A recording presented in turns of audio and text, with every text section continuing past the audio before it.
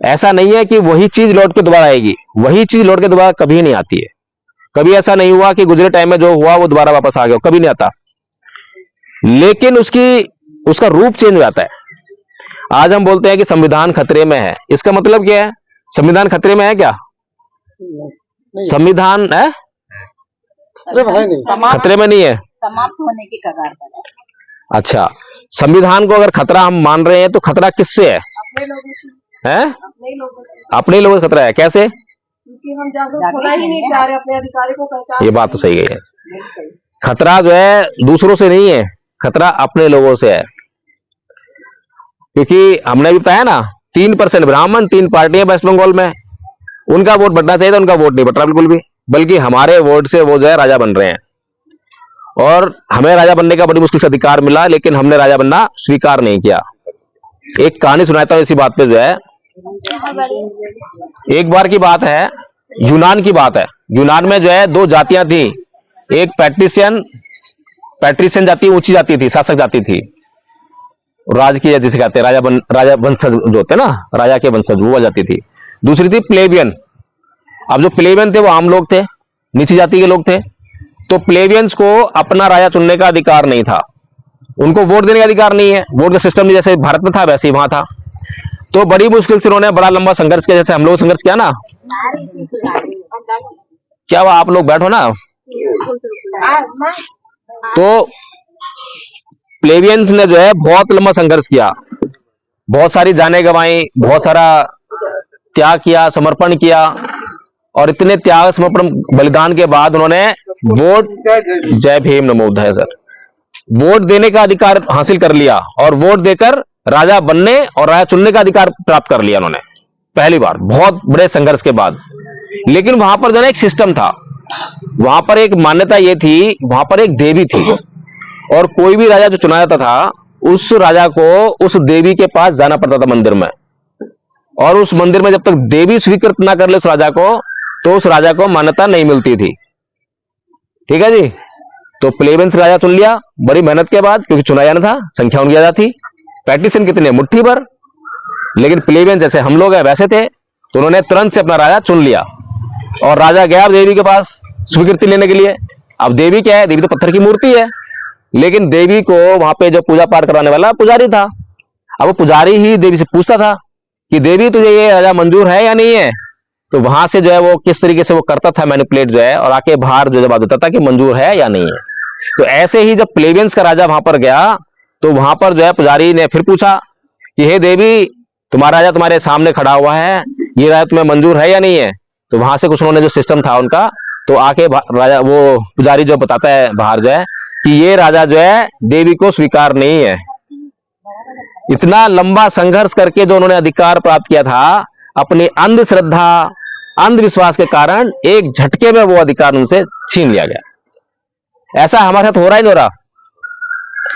बाबा साहेब हमें अंधविश्वास और अंधश्रद्धा से बाहर निकालना चाहते हैं, लेकिन वो कौन लोग हैं जो हमें लगातार अंधविश्वास और अंधश्रद्धा में रखना चाहते हैं? एक उदाहरण आपके ही वेस्ट बंगाल का है।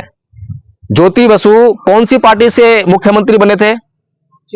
सीपीएम, कम्युनिस्ट पार्टी, मार्क्सवादी, है ना, मार्क्सवादी।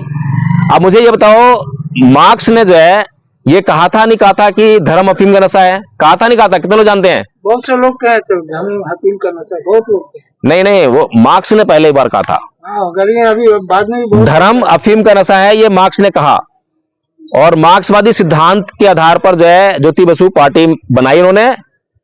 तो जब सत्ता में आए तो उनको क्या प्रचार करना चाहिए था? उनको ये प्रचार करना नहीं चाहिए था कि भाई ये जो मंदिर हैं, ये मूर्तियां हैं, इनमें कोई जान नहीं है, तुम मूर्ति में प्राण प्रतिष्ठा करते हो, ये कुछ नहीं है, मूर्तियां कुछ नहीं कर सकती, ऐसा प्रचार करना चाहिए था ना। क्योंकि मार्क्स कह रहा है, और मार्क्स की विचारधारा पर तुम जो पार्टी बनाए हो, उस पार्टी का यही मकसद होना चाहिए कि पूरे लोगों को जो है साइंटिफिक टेम्परामेंट तुम जो डेवलप करो, है ना। लेकिन क्या ज्योति बसु ने ये सब किया? नहीं किया। उसने क्या किया? ब्राह्मण था ना बाबा साहेब ने, इसीलिए मार्क्सवादी पार्टी को ज्वाइन नहीं किए। आपको पता होना चाहिए। वो कहते हैं कि मजदूरों की पार्टी है, लेकिन मजदूर होने से पहले मजदूर एक ब्राह्मण है। मजदूर एक छोटी जाति का भी है, बड़ी जाति का भी है, जाति चिपकी हुई है। भारत में गरीबी और अमीरी का भेद नहीं है, खाली गरीबी और अमीरी से भी भेद से पहले जो है जाति भेद है। जाति उस गरीबी और अमीरी के ऊपर भी राज करती है। एक ब्राह्मण गरीब होगा, एक शूद्र गरीब होगा, सबसे पहले जीवन सुखी किसका होगा? ब्राह्मण का सुखी होगा, उस शूद्र गरीब का सुखी नहीं होगा। तो बाबा साहेब जो है इन सबके बाप थे, दादा थे। ये जितनी भी कथा कहानियां पढ़ रहे हैं, जितने भी षड्यंत्र रच रहे हैं, वो इन सबका जवाब जानते थे। इसीलिए परम पूज्य बाबा साहेब डॉक्टर भीमराव अंबेडकर इस समाज की सारी समस्याओं को देखते हुए उसका सही इलाज, सही दवाई देकर गए। पहली दवाई दी उन्होंने 1935 में, जब उन्होंने हिंदू धर्म छोड़ा। क्या कहा था बाबा साहेब ने हिंदू धर्म छोड़ते समय? किसी को मालूम है? कुछ तो बताओ। मैं जिया तो हूँ हिंदू में, और मरूंगा तो मैं बौद्ध में मरूंगा। देखिए 1935 में बाबा साहेब ने कहा कि मैं हिंदू पैदा हुआ, ये मेरे बस की बात नहीं थी, लेकिन मैं हिंदू मरूंगा नहीं, ये कहा था बाबा साहेब ने। ठीक है, पहली दवाई दी, लेकिन हमारे समाज ने उस समय वो दवाई नहीं खाई। नहीं खाएगा तो इलाज नहीं होने वाला। फिर दूसरी दवाई 1956 में दी कि जब बाबा साहेब बौद्ध धर्म को ग्रहण कर रहे हैं, हिंदू धर्म छोड़ दिया, बौद्ध धर्म ग्रहण कर रहे हैं 21 साल बाद, और ऐसे ही ग्रहण नहीं कर रहे हैं कि हवा में ग्रहण कर लिया। आज किसी को अगर धर्म परिवर्तन करना हो तो क्या करना होता है? अभी मैं सोच रहा हूं धर्म परिवर्तन करना है, कल ही जाऊंगा, अगर मैं हिंदू हूं, मुझे मुसलमान बनना है, तो मैं चर्च में वहां जाऊंगा मस्जिद में, और मस्जिद में जाके धर्म परिवर्तन कर लूंगा, है ना? 1 सेकंड में 1 घंटा लगेगा, मुश्किल से 1 दिन लग जाएगा, 1 हफ्ता लग जाएगा, इससे ज्यादा लगता नहीं है। कोई भी धर्म चेंज करना हो, आपको कोई भी धर्म चेंज करना हो, 1 घंटे से लेकर 1 दिन, बस, इससे ज्यादा दिन नहीं लगते। लेकिन बाबा साहेब 21 साल लगा रहे हैं। क्यों लगा रहे हैं? क्योंकि ना तो वो हिंदू धर्म अपने लिए छोड़ रहे हैं और ना ही बौद्ध धर्म अपने लिए अपना रहे हैं। उनका पूरा का पूरा जीवन जो है इस समाज के लिए डेडिकेटेड है। वो अपने लिए कुछ भी नहीं कर सकते हैं, और समाज के लिए काम करते समय वो क्या कर रहे हैं? उनके बच्चे भूखे हैं और बाबा साहेब विदेश में हैं। विदेश में क्या कर रहे हैं? नौकरी कर रहे हैं। पढ़ाई करूँ। हमारे लोग बच्चे जो हैं विदेश में जाते हैं, क्या करते हैं विदेश जाने के लिए? विदेश में किस लिए आते हैं हमारे बच्चे? नौकरी करने के लिए, है ना? पढ़ाई करने के लिए भी और नौकरी करने के लिए भी। तो पढ़ाई करते वक्त तो किसी को इनकम मिलती नहीं है, तो अपने बच्चों के लिए यहां पर भेज दें कुछ जो है। तो बच्चे यहां भूखे हैं तो क्या होगा? मरेंगे, बीमार होंगे और मर जाएंगे। मर गए, 4 बच्चे मर गए। बीवी भी बेचारी बड़ी मेहनत कर, बड़ा संघर्ष किया, अंत में जो है बीमार हुई, वो भी मर गई। लेकिन बाबा साहेब नहीं रुके। बाबा साहेब नहीं रुके।